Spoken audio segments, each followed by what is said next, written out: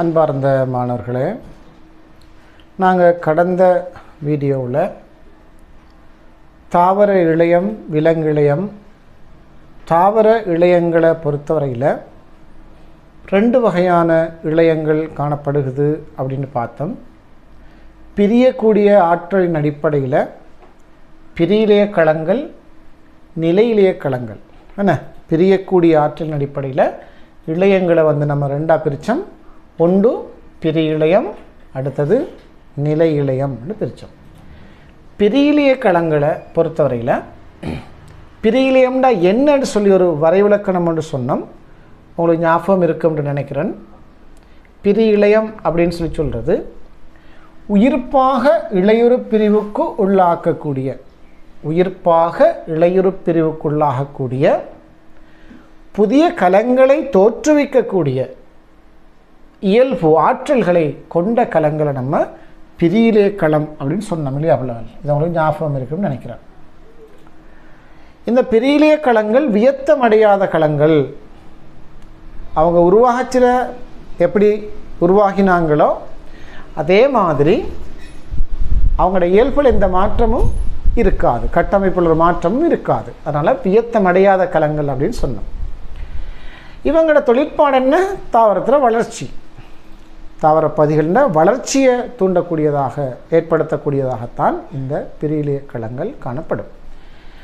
அப்போ பொதுவாக பிரியிலே களங்களுக்கு என்ன இயல்புகள் இருக்குது அப்படின்றதான் நாங்கள் அடுத்ததாக பார்க்க வேண்டியது.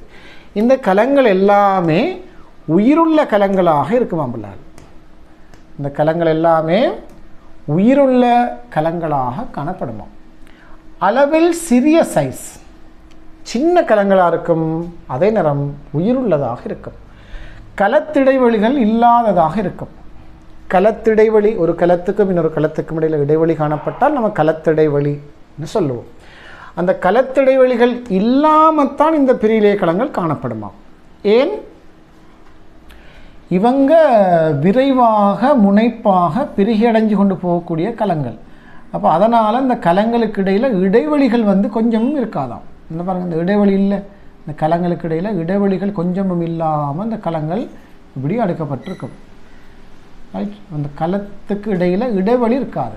இங்கே எந்த கலத்து இடைவெளியையும் காணலை. ரைட், மொத்தமாக இது ஒன்றோடு ஒன்று இப்படி ஒட்டின மாதிரி தான் இந்த கலங்கள் இப்படி காணப்படும். இப்போ கலத்திடைவெளிகள் அற்றதாக இந்த பிரியிலே களங்கள் காணப்படுது. அதே நேரம் முனைப்பான கரு காணப்படும். முனைப்பான, நல்ல ஆக்டிவான, ரைட், நல்ல ஹார்ட் ஒர்க் பண்ணக்கூடிய. ஏன்? அடிக்கடி இவங்களோட தொழிற்பாடு பிரிகடைகிறது, வளர்ச்சி அடைகிறது, அடுத்து பிரிகடைகிறது, பிரிகிறது, வளர்றது, பிரியுது. இப்படி ஆக்டிவாக இவங்க வேலை செஞ்சு கொண்டிருக்கிறதால இவங்களுக்கு ஒரு முனைப்பான கரு ஒன்று காணப்படும். அடுத்ததாக பார்த்திங்கன்னா பெரிய புன்வெற்றிடம் காணப்பட மாட்டாது, ஆனால் சிறிய போலி புன்வெற்றிடங்கள் காணப்படலாம். இந்த பிரியிலே களங்களில் பெரிய புன்வெற்றிடம் காணப்பட மாட்டாது. அடுத்தது பெருமளவிலான இழைமணிகள் காணப்படும். ஏன்? அதிகமாக ஹார்ட்வேர்க் பண்ணுறாங்க, அதிகமாக சக்தி அவங்களுக்கு தேவை. அப்போ அந்த அதிக சக்தியை உருவாக்குறதுக்காக வேண்டி அதிக எண்ணிக்கையில் இழைமணிகள் இந்த பிரியிலே களங்களில் காணப்படும். அடுத்ததாக லாஸ்ட்டாக என்ன சொல்கிறாங்கன்னு கேட்டால் பச்சையொரு மணிகள் காணப்பட மாட்டாது. ஏன்? இவங்க ஒளித்தொகுப்பு செய்யலையே. ஒளித்தொகுப்பு செய்யாத ஆட்களுக்கு பச்சையொரு மணி தேவையில்லை. அப்போ பச்சையொரு மணி எங்கே காணப்படும்? ஒளித்தொகுப்பு செய்யக்கூடிய ஆட்களில் தான் பச்சையொரு மணி. பொதுவாக தாவர இலைகள், ரைட், சில தண்டு பகுதிகள், இந்த மாதிரியான இடங்களில் தான் தாவர ஒளித்தொகுப்பு நடக்கும். அந்த ஒளித்தொகுப்பு நடக்கக்கூடிய இடங்களில் தான் பச்சையொரு மணி இருக்கும். இவங்க ஒளித்தொகுப்பு செய்கிற ஆட்கள் இல்லையே. தண்டில் இருந்தாலும் சரி, வேரில் இருந்தாலும் சரி, எங்கே இருந்தாலும் சரி, இவங்க ஒளித்தொகுப்பு செய்யறதில்லை. இவங்களோட வேலை பிரிகிறது, வளர்ச்சியை கூட்டுறது. எனவே பச்சையொரு மணிகள் பிரியிலே களங்களில் காணப்பட மாட்டாது அப்படின்னு சொல்லி நாங்கள் பார்க்குறோம். அடுத்து மிக முக்கியமான விஷயந்தான் பிள்ளைகள், இந்த பிரியிலே களங்களை நம்ம இப்போ வகைப்படுத்த போகிறோம். ஏற்கனவே இழையங்களை வகைப்படுத்தணும் இல்லையா? இழையங்களை 2ஆக வகைப்படுத்தணும். நம்ம அவடத்துக்கு ஒருக்கா மறுபடி போயிட்டு வருவோம். ரைட்,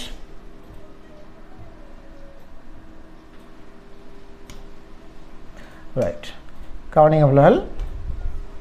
இந்த சார்ட் இதை நம்ம போட்டுக்கொண்டு போக நீங்கள் அதை நல்லா ஞாபகத்தில் வச்சுக்கொள்ளணும். கட்டங்கட்டமாக நான் இந்த சார்ட்டை ஞாபகப்படுத்துவேன். ரைட், முதல்ல நம்ம இளையம் அப்படின்னு சொன்னோம் இல்லையா? இளையம்டா என்னன்னு சொன்னோம்? மறைவிலக்கண ஞாபகம் இருக்கும் உங்களுக்கு. இந்த இளையத்தை நம்ம ரெண்டா பிரித்தோம். ஒன்று தாவர இளையம், ஒன்று தாவர இளையம், ரெண்டாவது விலங்கு இளையம். இப்போ நம்ம தாவர இளையத்தை பற்றி தான் முதல்ல பார்க்குறோம். பிறகு விலங்கிலையத்தை பார்க்க இருக்கிறோம். இந்த தாவர இளையத்தை வந்து நம்ம ரெண்டா பிரித்தோம். ஞாபகம் இருக்குது தானே உங்களுக்கு? ஒன்று என்னது? பிரியக்கூடிய இயல்பின் அடிப்படையில் ரெண்டா பிரித்தோம். ரைட். ஒன்று பிரி இளையம், ரெண்டாவது நிலை இளையம் அப்படின்னு பிரித்தோம். நிலை இளையம். ரைட். பிரி இளையம், நிலை இளையம்னு பிரித்தோம். இப்போ மறுபடியும் என்ன செய்ய போகிறோம் பிள்ளை? நாங்கள் இந்த பிரியிலைய கலங்களை மறுபடி பிரிக்க போகிறோம். பிரியிலையங்களை எத்தனையாக பிரிக்க போகிறோம்? 3 வகையாக பிரிக்க போகிறோம். ஒன்றென்ன பிள்ளைகள்? உச்சி பிரியிலையம். ஒன்று உச்சி பிரியிலையம் அப்படின்னு சொல்கிறோம். ஒன்று உச்சி பிரியிலையம். ரெண்டாவது இடைபுகுந்த பிரியிலையம் அப்படின்னு சொல்கிறோம். இடைபுகுந்த பிரியிலையம் சொல்கிறோம். மூன்றாவது பக்கப்பிரியிலையம் அப்படின்னு சொல்கிறோம். தாவர இலையங்களை ரெண்டா பிரிக்கிறோம். ஒன்று பிரியிலையம், அடுத்த நிலை இலையம். பிரியிலையங்களை 3ஆக பிரிக்கிறோம். உச்சி பிரியிலையம், இடைபுகுந்த பிரியிலையம், பக்க பிரியிலையம். இப்படி 3 வகையாக நாங்கள் இந்த பிரியிலையங்களை பிரிக்கிறோம்.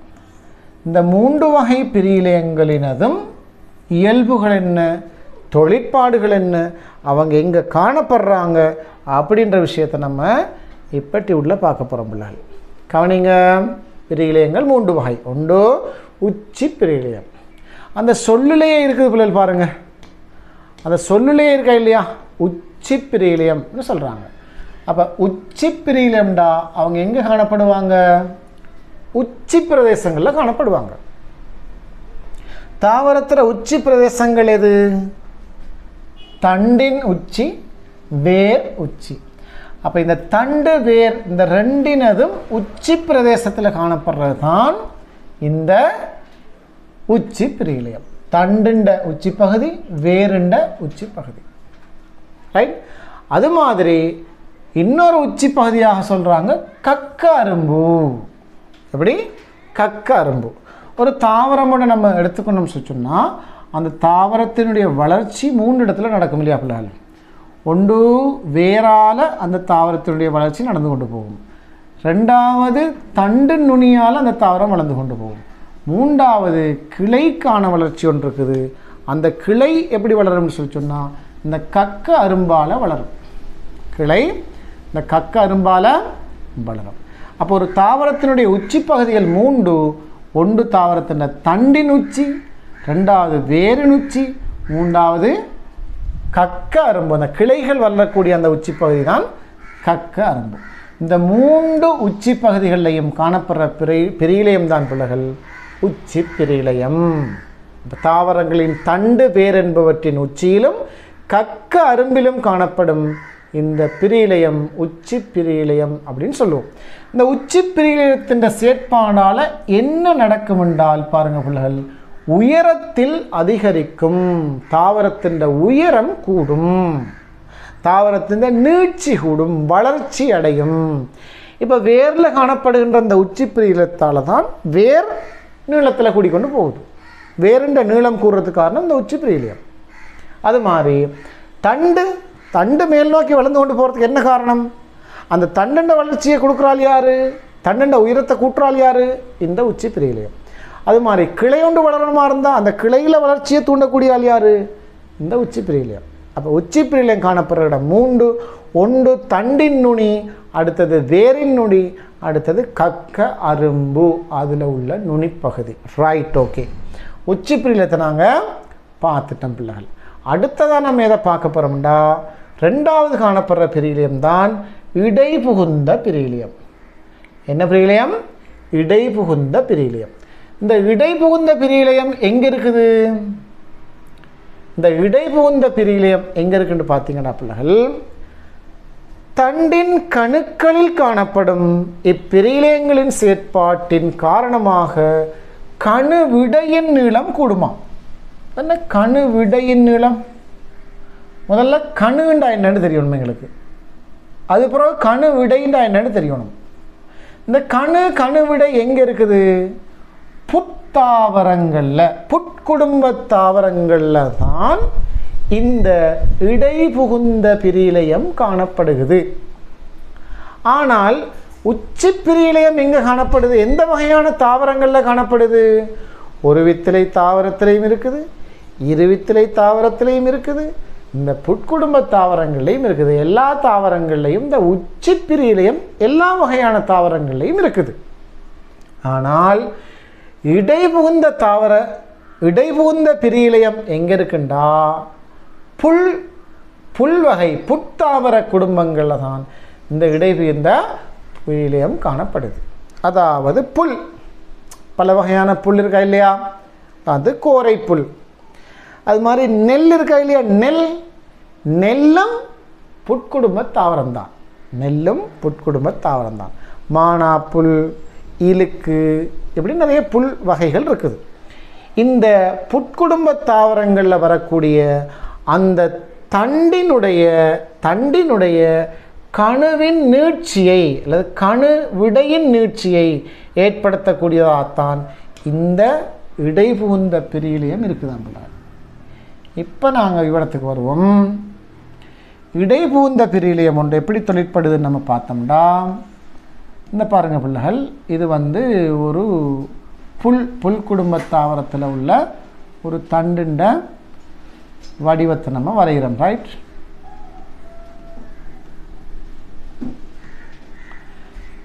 இப்போ கரும்பு எடுத்துக்கொண்டீங்கன்னா உங்களுக்கு நல்ல உதாரணம். கரும்பு, மூங்கில் இதெல்லாம் உங்களுக்கு சிறந்த உதாரணம் பிள்ளைகள்.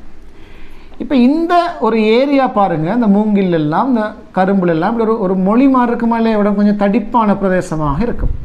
அது மாதிரி அடுத்த மொழி இப்படி இங்கே இருக்கும், இவிடமும் கொஞ்சம் தடிப்பான பிரதேசமாக இருக்கும். இப்படி கொஞ்சம் தடிப்பமான பிரதேசமாக இந்த பகுதி காணப்படும்.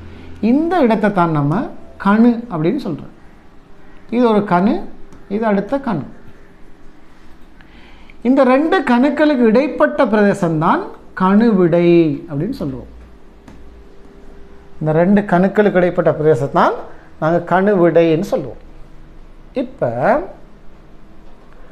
உச்சி பிரியிலையம் எங்கே இருக்குது? உச்சி பகுதியில் இருக்குது. அப்போ தண்டுண்ட நுனி, அது மாதிரி வேறுண்ட நுனி, இதை வளர்ச்சியடைய செய்யக்கூடியதாகத்தான் உச்சி பிரியிலையம் காணப்படும். ஆனால் இந்த கணு காணப்படுற இந்த புட்குடும்ப தாவரங்களில் நீங்கள் பாருங்கள், இளம் கரும்பு அல்லது இளம் மூங்கில் புல்லுகள் இதுகளுக்கும் அது கொஞ்சம் பெருத்து வார நேரத்தில் இந்த கணுவிடைன்ற நீளம் இளமையில் இருந்ததை விட கூடும் பிள்ளைகள். அப்போ இந்த இடையில் இது வளருது பாருங்கள். ஒரு ஒரு தாவரத்தை பொதுவாக எடுத்துக்கொண்டா பிள்ளைகள், தாவரத்தின் வேர் இது, தண்டு இது. இந்த வேர் இங்கே வளர்ந்து கொண்டு வேறுண்ட நீர்ச்சி கொடுது, தண்டு இங்கே வளர்ந்து தண்டுண்ட நீர்ச்சி கொடுது. ஆனால் அந்த இடையில் உள்ள பகுதி வளர இல்லை. இருவித்திலை தாவரங்களில், பொதுவாக இருவித்திலை தாவரங்கள் வளரல. ஆனால் அந்த புல்குடும்ப தாவரங்களில் பார்த்தீங்கன்னா இந்த இடையில் உள்ள துண்டு நீட்சி அடையுது. இது இப்படி நீட்சி அடையுது. இந்த துண்டுண்ட நீட்சியை இந்த கணுவிடை, இதை நம்ம கணுவிடைன்னு சொல்கிறோம். இந்த இவ்வளோ ஏரியா கணுவிடை. இந்த கணுவிடைன்ற நீளத்தை கூட்டக்கூடிய ஆக்கள் யாருண்டா? இந்த கணு என்ற இடத்துல காணப்படக்கூடிய பிரியிலையம். இந்த இடத்துல பிரியிலையம் இருக்குது. இந்த கணுக்களில் காணப்படக்கூடிய பிரியிலையத்துக்கு தான் பேர் சொல்கிறாங்க இடை புகுந்த பிரியிலையம். அது உச்சிலையும் இல்லை, பக்கத்துலையும் இல்லை, இடையில், தண்டில் இடையில் இருக்குது. அப்போ தண்டில் இடையில் காணப்படுறதால அவங்களுக்கு பேர் வச்சுருக்காங்க இடை புகுந்த பிரியிலையம். எங்கே காணப்படும்? நெல், புல், கரும்பு, மூங்கில் இப்படியான இந்த மொழியாக காணப்படுற அந்த தாவரங்களில் இந்த இடை புகுந்த பிரியிலையம் காணப்படுது. இவங்களோட தொழில் என்ன?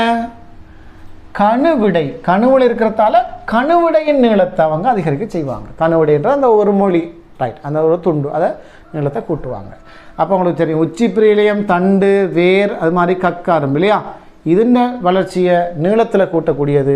இடைபுகுந்த பிரியிலையம் எதை கூட்டக்கூடியது? கணுவிடைன்ற நீட்சியை கூட்டக்கூடியது. இப்போ நம்ம ரெண்டு வகையான பிரியிலையங்களை பார்த்துட்டோம். மூன்றாவதாக இருக்கிற பிரியிலையத்தை நம்ம பார்க்க போகிறோம். அதுதான் பிள்ளைகள் பக்கப்பிரியிலையம்னு சொல்கிறோம். பக்கப்பிரியிலையம். பக்கப்பிரியிலையம் எங்கே காணப்படுமாம்? தாவர தண்டு மற்றும் வேரில் பக்கப்பிரியிலையம் காணப்படும். இது எல்லா தாவரங்கள்லையும் இல்லை.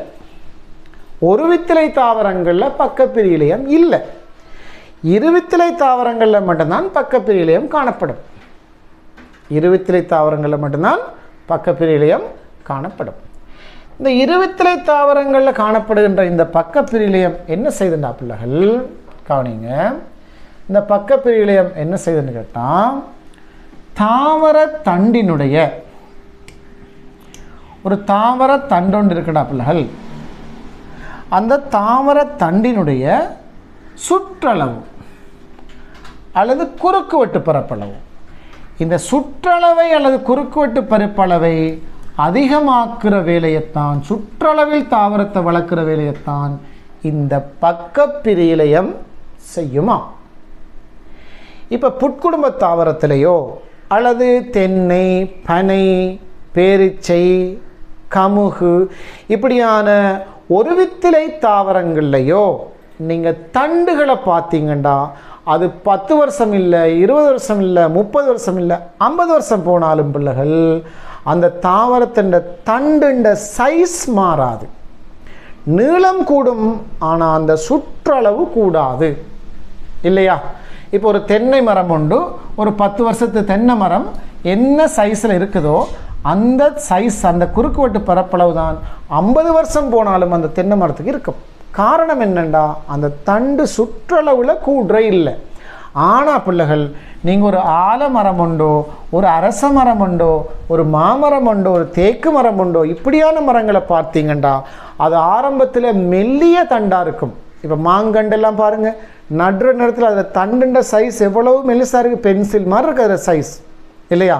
ஆனால் ஒரு 50 வருஷம் போனதுக்கு அப்புறம் அதே மாமரத்தை நீங்கள் பார்த்தீங்கண்டா 3 பேர் 4 பேர் சேர்ந்து கட்டி பிடிக்கிற அளவுக்கு அந்த மரம் அவ்வளோ பெருசாக வளர்ந்துருக்கும்.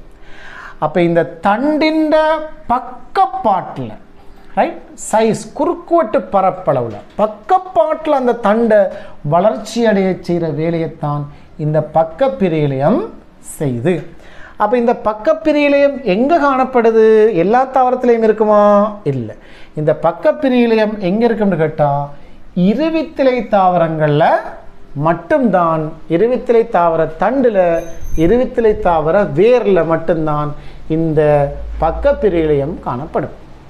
அப்போ இந்த இருவித்திலை தாவர தண்டில் காணப்படக்கூடிய இந்த பக்கப்பிரியிலையம், அதுக்கு நம்ம இன்னொரு பேர் ஒன்று சொல்கிறோம் பிள்ளைகள், மாரிழையம்னு சொல்கிறோம். என்ன சொல்கிறோம்? மாரிழையம்னு சொல்கிறோம். இந்த மாரிழையம்ன்றது கலன்கட்டில் காணப்படக்கூடியது. அது மாதிரி கலன்கட்டுகளுக்கு இடையிலையும் காணப்படும். இந்த மாரிழையத்தை தான் நாங்கள் இங்கே பக்கப்பிரியிலையம்னு சொல்கிறோம். பக்கப்பிரியிலையத்துக்கு நம்ம கொடுக்குற பேர் என்னென்னா மாரிழையம். அப்போ நல்லா ஞாபகம் வச்சுக்கொள்ளுங்க.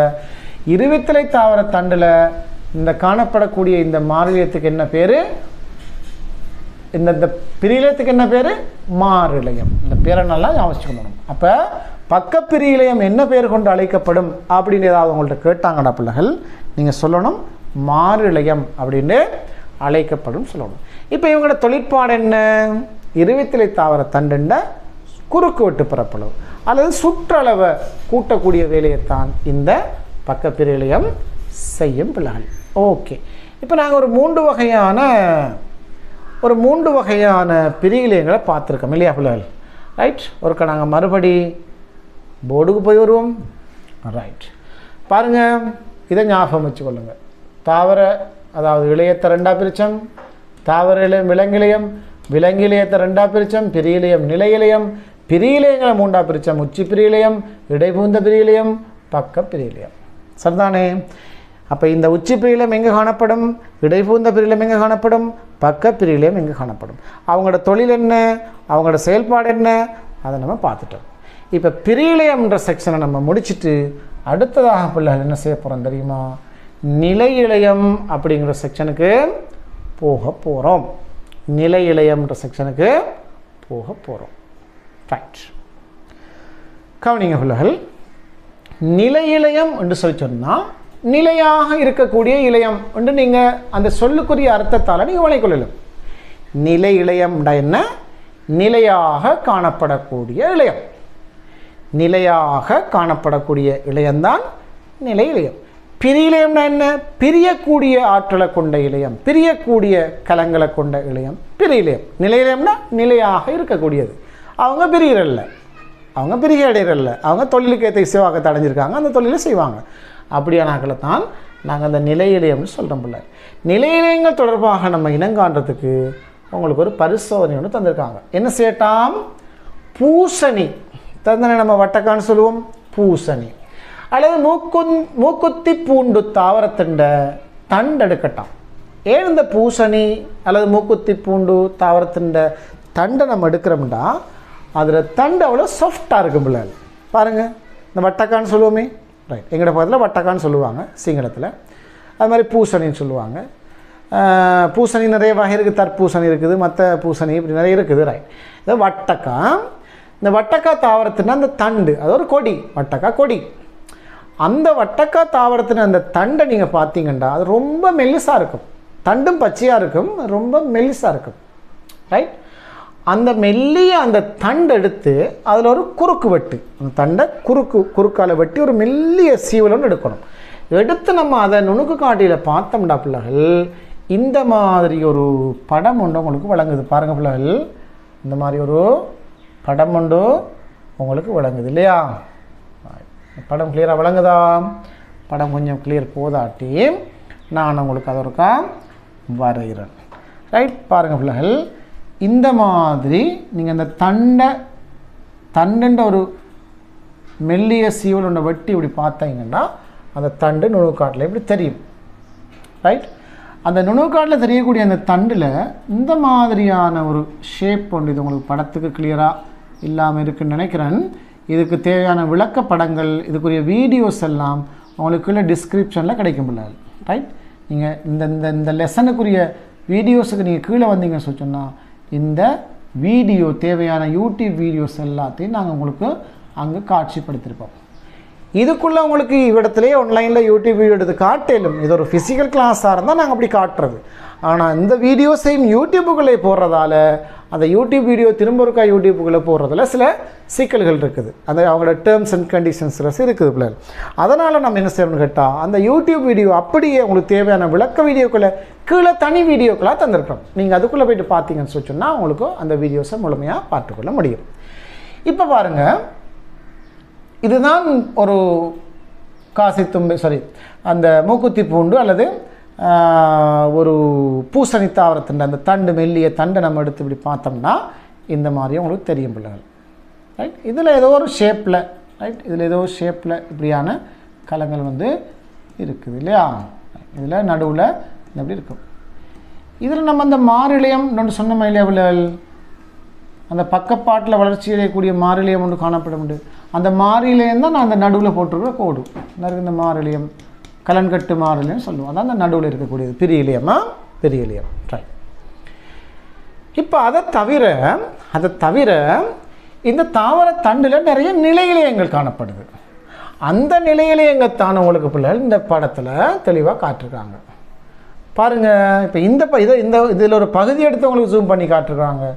அதில் பார்த்தீங்கன்னா வேறு வடிவமான கலங்கள், வேறு பருமனில் உள்ள கலங்கள், என்ன பாருங்கள், இப்படி ஒவ்வொரு கலங்களும் வித்தியாசமான வடிவத்தில், ஷேப்பில், அது மாதிரி சைஸில் பாருங்கள். இது வந்து குட்டி குட்டியாக இருக்கிற கலங்கள் இல்லையா, வந்து சைஸில் சின்னதாக இருக்கிற கலங்கள். அதுக்கப்புறம் இங்கே இருக்கிற கலங்கள் கொஞ்சம் வித்தியாசமாக, அது ஒரு பெரிய ஷேப்பில் கலங்கள் இருக்குது. ஒரு கலன் கட்டுக்குள்ளே இருக்கிற கலங்களை தமிழர்கள் இங்கே இவங்க உங்களுக்கு டீப்பாக விரிவாக இந்த ஒரு செக்ஷன் அப்படி உடைச்சி காட்டியிருக்கிறாங்க. சரிதானே பிள்ளைகள், ரைட். இப்போ நாங்கள் இந்த இருவித்திலை தாவர தண்டினுடைய இந்த குறுக்குவட்டு முக தோற்றத்தை நம்ம பார்த்த பின்னாடி நமக்கு சில விஷயங்கள் தெளிவுகள் கிடைச்சிருக்கும் இல்லையா பிள்ளைகள், ரைட். கவனிங்க, இப்போ நாங்கள் நிலை இழையங்கள் அப்படின்டா என்னன்றதை வந்து பார்க்க போகிறோம். நிலை இழையங்கள்டா என்னங்கிறத பார்க்க போகிறோம். அதுக்கு ஒரு வரை விளக்கம்னு சொல்ல போகிறோம். பிரியிலையம்னா என்னன்னு நாங்கள் பார்த்தோமா இல்லையா? அந்த உயிர்ப்பான இடையொரு பிரிவு நடந்து இல்லையா, தொடர்ச்சியாக பிரிகடையக்கூடிய ஆற்றலை கொண்ட கலங்கள் பிரியிலே கலங்கள், அப்படின்னு சொன்னோம் இல்லையே, அந்த மாதிரி இங்கே நம்ம நிலையிலயம்டா என்னங்கிறதுக்கு ஒரு வரைவிலக்கணம், ஒரு டெஃபினேஷன் உண்டு பார்க்க போகிறோம். இந்த பாருங்க, மேலும் பிரிகையடையாத பிரியிலிய களங்களுக்கு என்ன சொன்னோம்? இளையுறு பிரிவுக்குள்ளாவதன் மூலம் உயிர்ப்பாக பிரிகையடையக்கூடிய ஆற்றலை கொண்டதுன்னு சொன்னோம். அப்போ பிரிகையடையக்கூடிய ஆற்றலை கொண்டது பிரியிலிய களம். மேலும் பிரிகையடைய முடியாத நிலையில் இருக்கிறார்கள் தான் இந்த நிலையிலியம். அதே நேரத்தில் பிரியிலிய களங்களில் எந்த வியத்தமும் இருக்காது, எந்த தொழிலையும் அது செய்ய போகிறல்ல, வளர்ச்சியை மட்டும்தான் செய்யும். நிலையிலேய களங்களை பொறுத்தவரை குறித்த ஒரு தொழிலை அல்லது பல தொழில்களை ஆற்றுவதற்காக இவங்கள்ட்ட அந்த சிரத்தலடைந்த வியத்தமடைந்த அந்த இளையமாக இந்த நிலை இளையம் காணப்படும். இப்போ நிலை இளையம்னா என்னன்னு ஒரு கேள்வி கேட்டா பிள்ளைகள், நீங்கள் அதுக்குரிய வரைவிலக்கணத்தை இப்படி கொடுக்கணும். என்னது? மேலும் பிரிகை அடையாத குறித்த ஒரு தொழிலை அல்லது பல தொழில்களை ஆற்றுவதற்காக சிரத்தலடைந்த இளையம் அல்லது சிரத்தலடைந்த கலங்களின் கூட்டம் நிலை இளையம் அப்படின்னு சொல்லி அழைக்கப்படும். நீங்கள் கொடுக்கணும் பிள்ளைகள். ஓகே, இந்த நிலையிலேயே களங்களை நம்ம மேலும் ரெண்டாக வகைப்படுத்துகிறோம். அதில் ஒன்று என்னென்னு பார்த்தீங்கன்னா பிள்ளைகள், ஒன்று எளிய நிலை இளையம், அடுத்தது சிக்கலான நிலை இளையம். ரைட்? நிலை இளையங்களை மேலும் ரெண்டாக பிரிக்கிறோம். ஒன்று எளிய நிலை இளையம், அடுத்தது சிக்கலான நிலை இளையம். எளிய நிலை இளையம்னா என்ன? அங்கிருக்கிற கலங்கள் எல்லாம் ஒரே வகையான கலங்களாக இருக்கும். ஒரே வகையான கலங்களாக இருந்தால் அது எளிய நிலை இளையம்.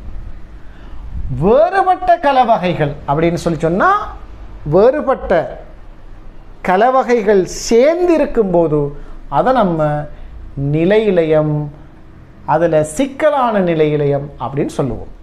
அப்போ நிலை இளையம் ரெண்டு வகை உண்டு. எளிய நிலை இளையம், அடுத்தது சிக்கலான நிலை இளையம். ஒரே மாதிரியான கலங்கள் இருந்தால் எளிய நிலை இளையம், ஒன்றுக்கு மேற்பட்ட பல்வேறு வகையான கல வகைகள் அதுக்குள்ளே இருந்துச்சுண்டா சிக்கலான நிலை இளையம்.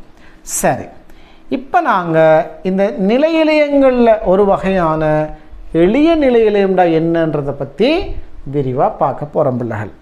கவனிங்க. எளிய நிலையிலம்னு சொல்லி சொன்னால் ஒரே வகையான கலங்கள் மாத்திரம் கொண்டது தானே எளிய நிலையிலம் சொல்கிறோம். ஒரே மாதிரியான கலங்களை மட்டும் கொண்டது தான் எளிய நிலை இளையம். இப்போ பாருங்கள், எளிய நிலை இளையங்கள் ஒரே வகையான கலங்களை கொண்டது. கலங்களின் வடிவம், கலைச்சுவரில் அடங்கியுள்ள கூறுகள் என்பவற்றை அடிப்படையாக கொண்டு எளிய நிலை இளையங்களை மறுபடி மூன்றா பிரிக்கிறோம் பிள்ளைகள். எளிய நிலை இளையங்களை மறுபடி மூன்று வகையாக பிரிக்கிறோம். அதில் ஒன்று தான் புடைக்கல விளையம், அடுத்தது ஒட்டுக்கல விளையம், அடுத்தது வல்லறுக்கல விளையம். எளிய நிலையங்களை எத்தனையாக பிரிக்கிறோம்? மூன்றா பிரிக்கிறோம். ஒன்று புடைக்கல விளையம், அடுத்தது ஒட்டுக்கல விளையம், அடுத்தது வல்லறுக்கல விளையம். இப்போ இந்த விஷயத்தை நம்ம மறுபடி என்ன செய்வோம்னு கேட்டால், இந்த சாட்டுக்குள்ளே ஒருக்கா போயிட்டு வருவோம். இதை நீங்கள் நல்லா ஞாபகம் வச்சுக்கணும் பிள்ளைகள். ஆரம்பத்துலேருந்து நம்ம எங்கே வழி ஒன்றொண்டா வந்து கொண்டிருக்கோன்றது ஞாபகம் வச்சுக்கணும். ரைட்? நான் இப்போ மறுபடியும் உங்களுக்கு இங்கே அதை ஞாபகப்படுத்தப்படுறேன். இந்த இளையங்களை நம்ம எப்படி பிரித்து கொண்டு வரோம்ன்றதை ஞாபகப்படுத்தப்படுறேன். கவனிங்க பிள்ளைகள். முதல்ல நம்ம இளையம் அப்படின்னு போனோம். இளையம் ஒரு சாட் உண்டா, இதை ரெண்டா பிரித்தோம். ஒன்று தாவர இளையம், ஒன்று தாவர இளையம், ரெண்டாவது விலங்கு இளையம். விலங்கு இளையத்தை நம்ம அடுத்ததாக பார்ப்போம். ஓகே, இப்போ இந்த தாவர இளையம்ன்றத எத்தனையாக பிரித்தோம் பிள்ளைகள்? ஞாபகம் இருக்கா உங்களுக்கு? சொல்லுங்கள் பார்ப்போம். தாவர இளையம்ன்றத ரெண்டாக பிரித்தோம். பிரிவாங்களா இல்லையான்றதை கூட ரெண்டாக பிரித்தோம். அதில் முதலாவது பிரி இளையம் சொல்லி சொன்னோம். முதலாவது பிரி இளையம் சொல்லி சொன்னோம் இல்லையா? பிரி இளையம். ரெண்டாவது நிலை இளையம் சொல்லி சொன்னோம். நிலை இளையம் அப்படின்னு சொல்லி சொன்னோம். மறுபடி இந்த பிரி இளைய களங்களை எத்தனையாக பிரித்தோம்? மூன்றா பிரித்தோம். ஞாபகம் இருக்கிற நம்மள இப்போ பார்த்த விஷயம். ஒன்று உச்சி பிரி இளையம், ரெண்டாவது இடைபுகுந்த பிரி இளையம், மூன்றாவது பக்க பிரி இளையம். சதன விளையால் அப்படி பிரித்தோம். அது மாதிரி இங்கே காணப்படுகின்ற நிலை இளையங்களை என்ன செய்ய போகிறோம் அப்படின்னு சொல்லி சொன்னால் நிலையிலயங்களை ரெண்டாக பிரிக்க போகிறோம். என்னண்டு ஒன்று எளிய நிலை இலயம், எளிய நிலை இலயம் அப்படின்னு சொல்ல போகிறோம். ரெண்டாவது சிக்கலான நிலை இலயம், சிக்கலான நிலை இலயம் சொல்ல போகிறோம். ரைட், இது அப்படியே நாங்கள் இப்போ எங்களுக்கு நகர்த்துறோம். இந்த எளிய நிலையங்களை நம்ம எளிய நிலையம்னா என்னன்னு சொன்னோம், தனியே ஒரு வகையான கலங்களை மட்டும் கொண்டிருந்தால் எளிய நிலையம். சிக்கலான நிலையம்னா என்னென்னு சொன்னோம், ஒன்றுக்கும் மேற்பட்ட வெவ்வேறு வகையான கல வகைகளை கொண்டிருந்தால் அதை சிக்கலான நிலையம்னு சொன்னோம். இப்போ மறுபடி பிள்ளைகள் இந்த எளிய நிலையத்தை நம்ம இப்போ எத்தனையாக பிரிக்கிறோம், 3ஆக பிரிக்கிறோம் பிள்ளைகள். எளிய நிலையத்தை மறுபடி எத்தனையாக பிரிக்கிறோம், 3ஆக பிரிக்கிறோம். அதில் ஒன்று பிள்ளைகள் பேர் புடைக்கல விளையம், புடைக்கல விளையம். அதில் ரெண்டாவது ஒட்டுக்கல விளையம், ஒட்டுக்கல விளையம். அதில் மூன்றாவது வல்லருக்கல விளையம், வல்லருக்கல விளையம். புடைக்கல விளையம், ஒட்டுக்கல விளையம், வல்லருக்கல விளையம் என்று சொல்லி 3 வகையாக பிரிக்கிறோம் எளிய நிலையிலயங்களை. இப்போ நாங்கள் அடுத்ததாக பார்க்க போகிறோம் என்னென்னு கேட்டால், இந்த எளிய நிலையிலயங்களை இது ஒன்றொன்றையும் இது ஒவ்வொருத்தருடைய இயல்புகள் தொழிற்பாடுகள் அவங்க எங்கெங்கே காணப்படுறாங்க அப்படிங்கிற சிறப்பியல்புகளை நம்ம அடுத்ததாக இப்போ பார்க்க போகிறோம். ரைட், கவனிங்க பிள்ளைகள், பாடத்துக்கு வருவோம். சரி,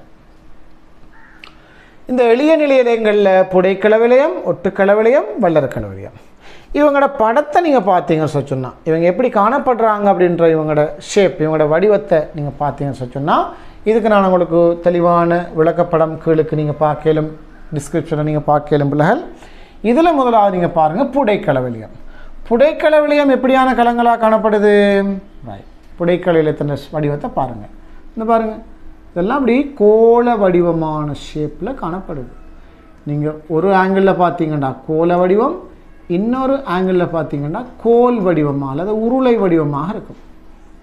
உண்மையில் புடைக்கல விளையங்கள் இப்படி வட்டமாக இல்லை பிள்ளைகள், இப்படி கோலமாக இல்லை, அது ஒரு உருளை வடிவமானதாக தான் இருக்கும். இப்போ நம்ம மேலுக்கு இருந்து பார்க்குற டைமில் இப்படி தெரியும், அதுவே நம்ம சைட் போஸில் பார்த்தோம்னு சொல்லிட்டு இப்படி தெரியும் பிள்ளைகள். ரைட், சைட் போஸில் பார்த்தோம்னா இப்படி தெரியும், சைடுக்கு பார்த்தா இப்படி இருக்கும், மேலேருந்து பார்த்தா இப்படி தெரியும். ரைட், இதுதான் புடைக்கல விடயங்கள வடிவம் பிள்ளைகள். ரெண்டாவது நம்ம பார்க்குறோம் யாருடைய வடிவத்தை பார்க்குறோம், ஒட்டுக்கல விளையத்தினுடைய வடிவத்தை பார்க்குறோம். ஒட்டுக்கல விளையத்தினுடைய வடிவம் இங்கே உங்களுக்கு கொஞ்சம் இந்த மாதிரி ஷேப்பில் இந்த படம் கொஞ்சம் கிளியர் இல்லாமல் இருக்கும். நான் உங்களுக்கு அந்த படத்தை க்ளீனாக வரைஞ்சி காட்டேன் பிள்ளைகள். ஒட்டுக்கல விளையத்தின் ஷேப் எப்படின்னு சொல்லி சொன்னால் அது வந்து தேன் கூடு மாதிரி பிள்ளைகள். எப்படி தேன் கூடு மாதிரி அருகோண வடிவத்தில் அந்த கலங்கள் காணப்படும். ஒட்டுக்கலவில் அருகோண வடிவத்தில் காணப்படும். இந்த பாருங்கள் பிள்ளைகள், அருகோண வடிவ கலங்களை ஈஸியாக வரைகிறதுக்கான முறையை சொல்கிறேன் பாருங்கள். இப்படி கொஞ்சம் கோடுகளை போட்டிங்களா, ரைட். அப்போ இதில் மேலுக்கு வந்து இப்படி மலை மாதிரி, அது இப்படி முகடு மாதிரி இப்படி வரைஞ்சி கொண்டு போனீங்கன்னா சரி. அதே மாதிரி கீழுக்கும் வந்து இப்படி முகடு மாதிரி இப்படி வரைஞ்சி கொண்டு போனீங்கன்னா சரி. அருகோண வடிவத்தில் களம் வந்துட்டு திரும்ப என்ன செய்யுங்கன்னா அந்த மூலையிலேருந்து இப்படி கோட்டை போடுங்க பிள்ளைகள். இந்த மாதிரி மறுபடி இங்கே இந்த முக்கோணத்தை போடுங்க இப்படி. சரி,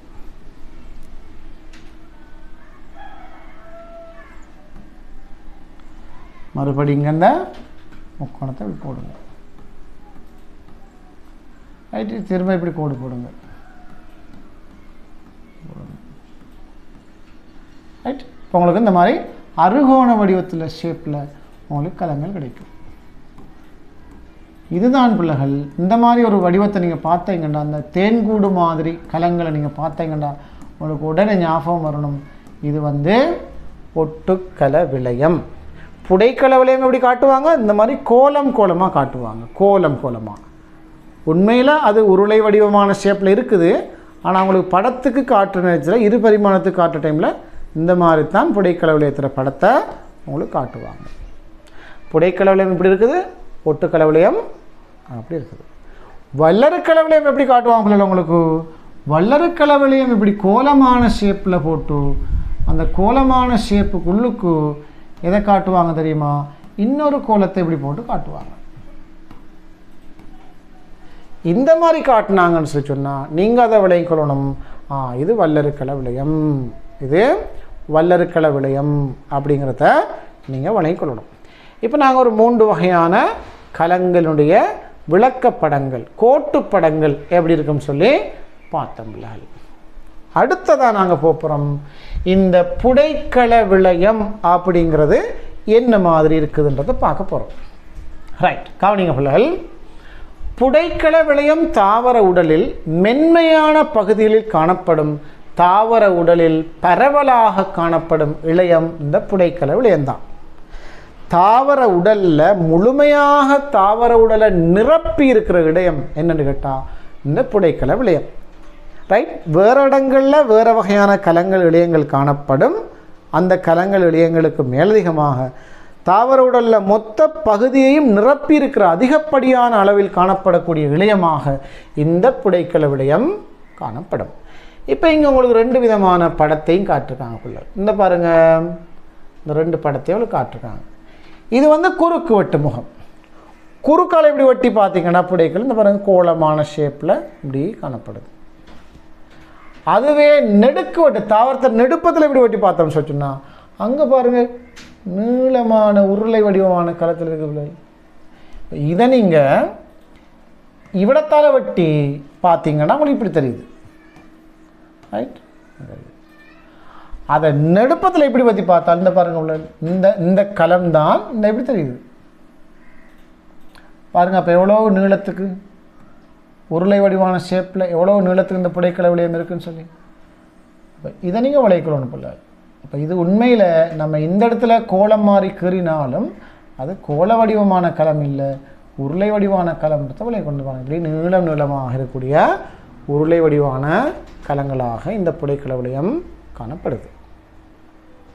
சரி பிள்ளை, இப்போ இந்த புடைக்கள விளையத்தில் காணப்படக்கூடிய இயல்புகள், அதன் பகுதிகளை பற்றி நம்ம கொஞ்சம் கொஞ்சமாக பார்க்க போகிறோம். ரைட், கவனிங்க. புடைக்கள விளையம் உயிருள்ள களமா உயிரற்ற களமா அப்படின்னு சொல்லி சொன்னால் புடைக்கள விளைய களங்கள் உயிருள்ளது. புடைக்கள விளைய களங்கள் உயிருள்ள களங்கள், உயிருள்ள களங்கள். இந்த புடைக்கள விளையங்களில் மையப்புன்வெற்றிடத்தை கொண்ட பெருசாக இருக்கக்கூடிய மையப்புன்வெற்று இந்த பாருங்கள், இந்த களத்தில் பார்த்தீங்கன்னா இந்த பாருங்கள் இதுதான் புன்வெற்றிடம். புன்வெற்றிடம் தான் இவ்வளோ பெருசாக காட்டுருக்காங்க. மையப்புன்வெற்றிடம் பெருசாக இருக்குது புன்வெற்றிடம். அப்போ கரு எங்கே இருக்குது? ஒரு சைடில் ஒரு மூலையில் ஒதுக்கப்பட்டதாக அந்த கரு காணப்படுது. அப்போ களத்தில் பெரும்பாலான பகுதியை இந்த மைய புன்வெற்றிடம் தான் பிடிச்சிருக்கும். பெரிய புன்வெற்றிடத்தை அல்ல மைய புன்வெற்றிடத்தை கொண்ட கோள வடிவமான ஒத்த பரிமாணம் உள்ள களங்கள். நம்ம கோலம் நீங்கள் சொல்கிறோம், ஆனால் இந்த ஷேப்பில் பார்க்கறதுல பிள்ளைகள் அது உருளை வடிவம். சரிதானே? ரைட். கலைச்சுவர் மெல்லியதாக இருப்பதுடன் செலுலோசினால் ஆக்கப்பட்டுள்ளது. ரைட், இதை நீங்கள் நல்லா கவனிக்கணும்.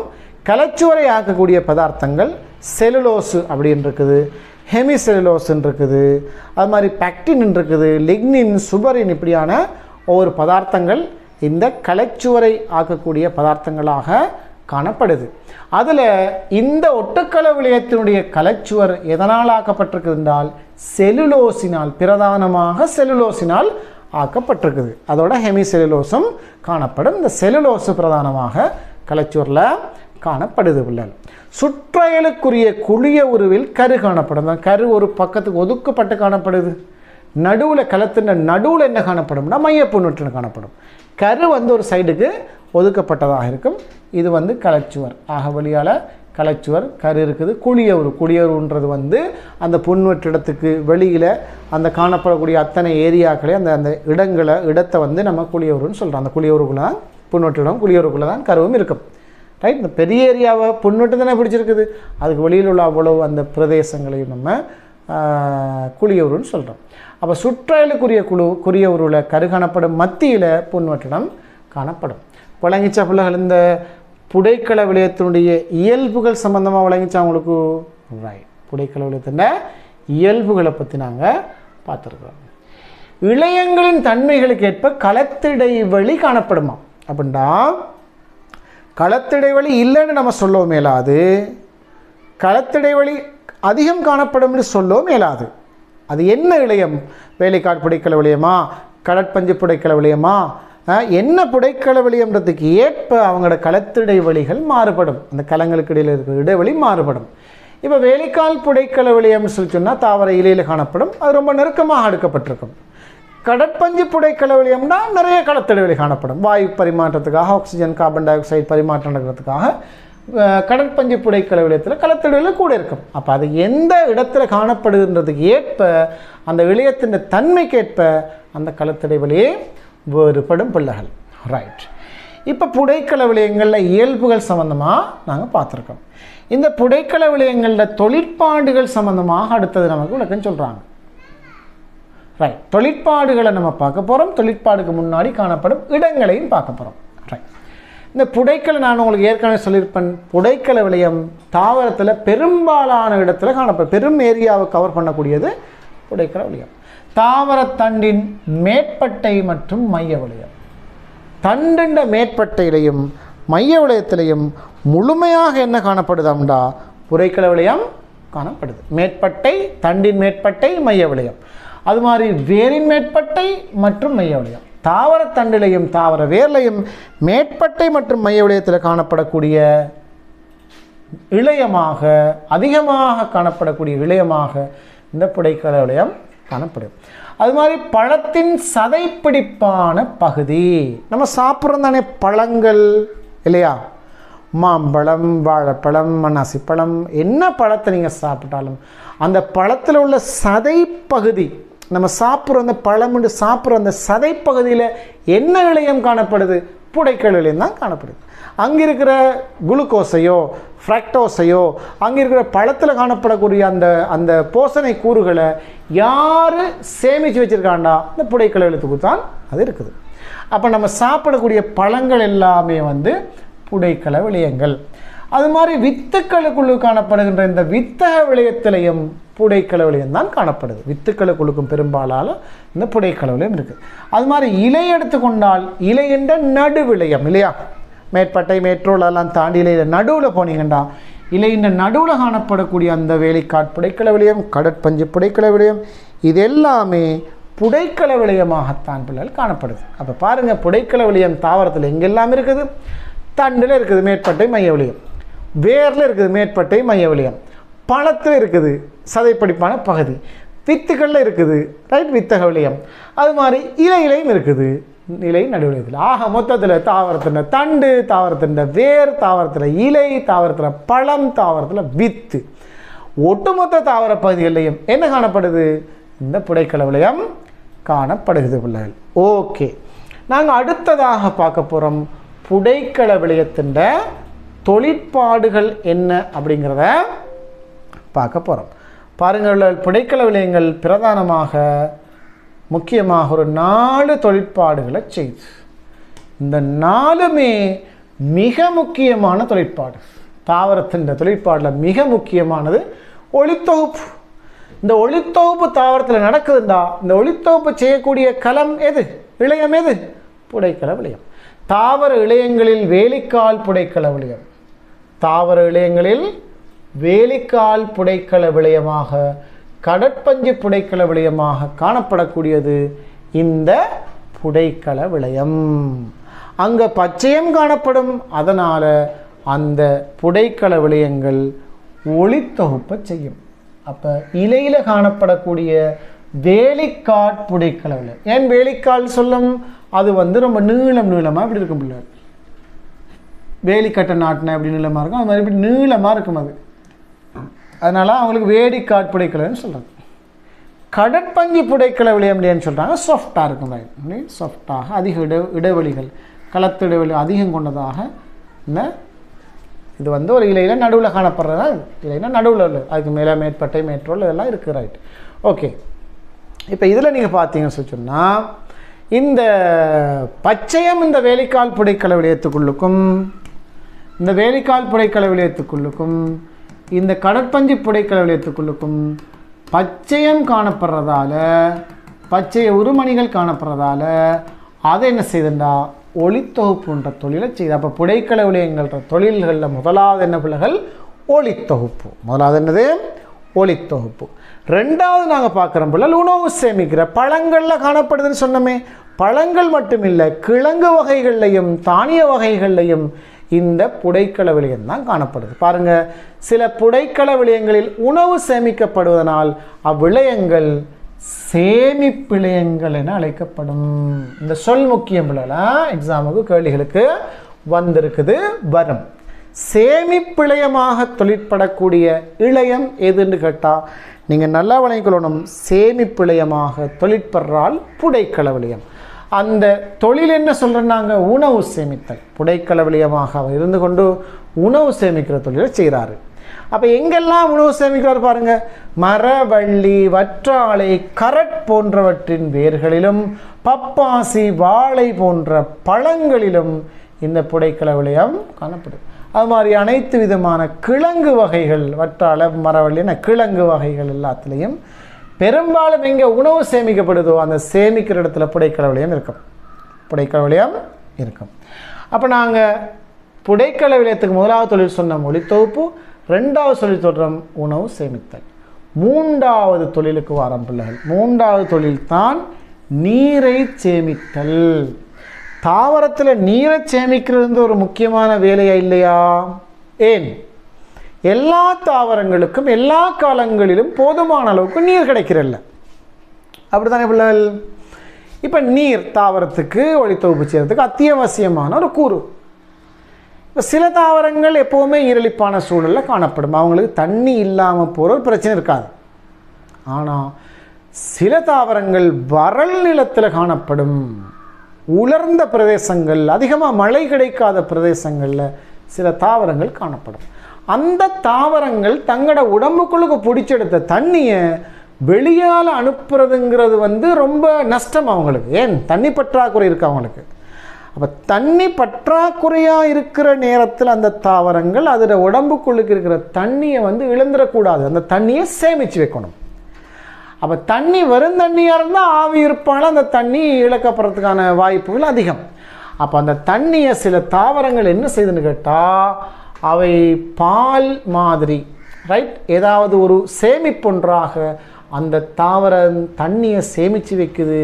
எப்படின்னா, உதாரணமாக கள்ளி பாருங்க பிள்ளைகள். கள்ளி கள்ளி எங்கே இருக்கும்? கள்ளி எங்கே இருப்பா?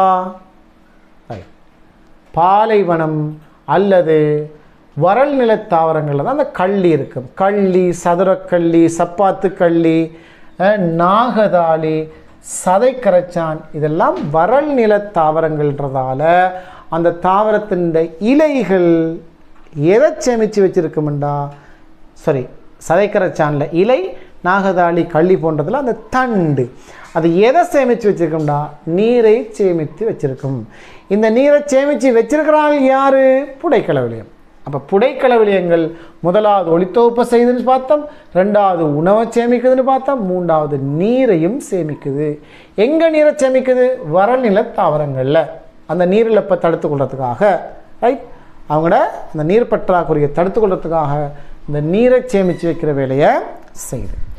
மூணாவது நம்ம தொழிலை பார்த்துட்டோம். நாலாவது தொழில் என்னன்னு கேட்டால் தாங்கும் தொழில் செய்தான் பிள்ளைகள். பாருங்கள், புடைக்கல விளையம் அது வெறுமனே கலைச்சோரில் செலுலோசை மட்டும் கொண்டது. அது பெரிய அளவுக்கு வலிமையானது அல்ல புடைக்கல விளையம். இருந்தாலும் அந்த புடைக்கல விளையம் தாங்கும் தொழிலை செய்தான். எங்கன்னு பாருங்க, காசித்தும்பை போன்ற தாவரங்கள் புடைக்கல விளையத்தில் உள்ள புன்வெற்றிடங்களினுள் நீரினை அகத்துறிஞ்சுகின்றது. இப்போ காசித்தும்பை தண்டு, காசித்தும்பை செடின்றது ஒரு மெல்லிய தண்டு, இளம் தண்டு, மெல்லிய தண்டை கொண்ட ஒரு தாவரம். இப்போ இந்த காசித்தும்பை தாவரம் நிமிர்ந்து நிற்கிறதுக்கு அதில் தண்டுக்கு வலிமையை கொடுக்கணும் இல்லையா? இல்லாட்டி அது வளைஞ்சு விழுந்திருந்தானே கீழே. அப்போ இந்த தண்டு, இலைகள் இதெல்லாம் நல்ல ஒரு உறுதியான வடிவத்தில் அவங்களோட தோற்றத்தில் அவங்க நிற்கிறதுக்கு என்ன காரணம்னு கேட்டால், அங்கே இருக்கிற புடைக்கல விளையத்தில் உள்ள புன்வெற்றிடத்துக்கு தண்ணி அதிகமாக வந்திருக்கு.